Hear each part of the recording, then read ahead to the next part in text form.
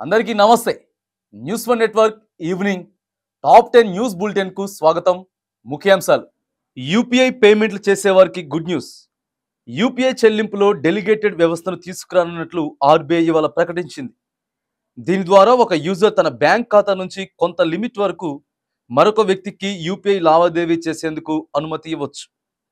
ఈ నిర్ణయంతో తమ బ్యాంక్ ఖాతా నుంచి సొంత కుటుంబ సభ్యులు యూపీఐ లావాదేవీలు చేసేలా వెసులుబాటు లభిస్తుంది. హైదరాబాద్లో గ్రామాల విలీనంపై కసరత్తులు. ఓఆర్ఆర్ ఉన్న పట్టణాలు, నగరాలను హైదరాబాద్ మహానగరపాలక సంస్థలో విలీనం చేయాలన్న ప్రభుత్వ ప్రతిపాదనపై మున్సిపల్ అధికారులు కసరత్తు చేస్తున్నారు. ఆయా గ్రామాలను ఎలా విలీనం చేయాలనే దానిపై అధికారులు సాధ్యాసాధ్యాలను పరిశీలిస్తున్నారు. నాగచైతన్య శోభిత ఎంగేజ్మెంట్. తన కుమారుడు నాగచైతన్య శోభిత ధూళిపాల్ల నిశ్చితార్థం జరిగినట్లు నాగార్జున ప్రకటించారు.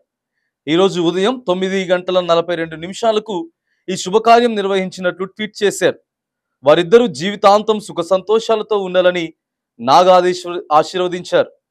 దేవుని ఆశీర్వాదం వాళ్ళకెప్పుడూ ఉండాలని ఆకాంక్షించారు.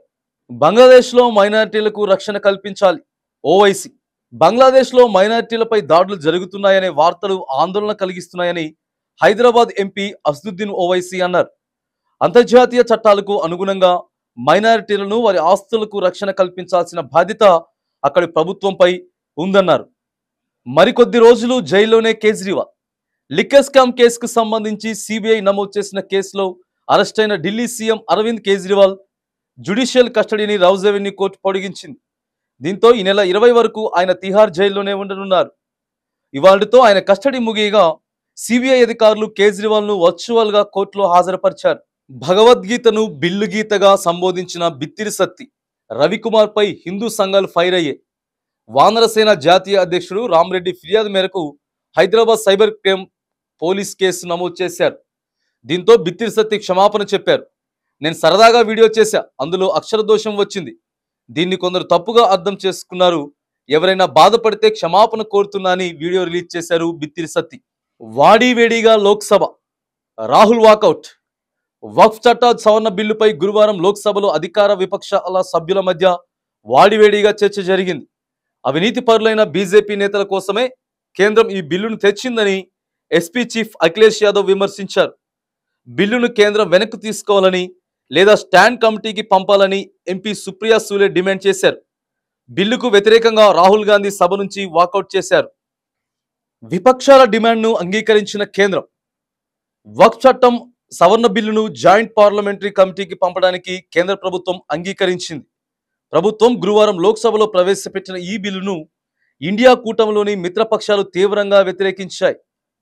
ప్రభుత్వ ఉద్దేశాలను కేంద్ర మంత్రి రివీజ్ వివరించే ప్రయత్నం చేసినా విపక్షాలు వెనక్కి తగ్గకపోవడంతో జేపీసీకి పంపాలని కేంద్రం నిర్ణయించింది. ఆంధ్రప్రదేశ్లో నైరుతి రుతుపవనాల ప్రభావంతో విస్తారంగా వానలు పడుతున్నాయి. ఉత్తరాంధ్ర, కోస్తా, రాయలసీమ జిల్లాలను వర్షం ముంచెత్తింది. తూర్పుగోదావరి, ఏలూరు, విజయవాడ, పాడేరు విస్తారంగా వానలు కురుస్తున్నాయి. ఇటు రాయలసీమ జిల్లాలో కూడా వర్షాలు పడుతున్నాయి. మరో 2-3 రోజులు వానలు కొనసాగుతాయని అంచనా వేస్తున్నారు. ఆంధ్రప్రదేశ్లో కూటమి ప్రభుత్వానికి కేంద్రం మరో గుడ్ న్యూస్ చెప్పింది. ఇప్పటికే కేంద్ర బడ్జెట్లో రాష్ట్రంలో పలు అభివృద్ధి ప్రాజెక్టులకు సాయం చేయనున్నట్లు ప్రకటించిన సంగతి తెలిసిందే. తాజాగా మరో కీలక నిర్ణయంపై ప్రకటన చేశారు. రాష్ట్రంలో జాతీయ రహదారుల పనుల కోసం ఈ ఆర్థిక సంవత్సరానికి 7,226 కోట్ల మొత్తం ఇచ్చేందుకు ఆమోదం తెలుపుతూ ఉత్తర్వులు జారీ చేశారు. తదుపరి తాజా వార్తల కోసం చూస్తూనే ఉండండి న్యూస్ వన్ నెట్వర్క్.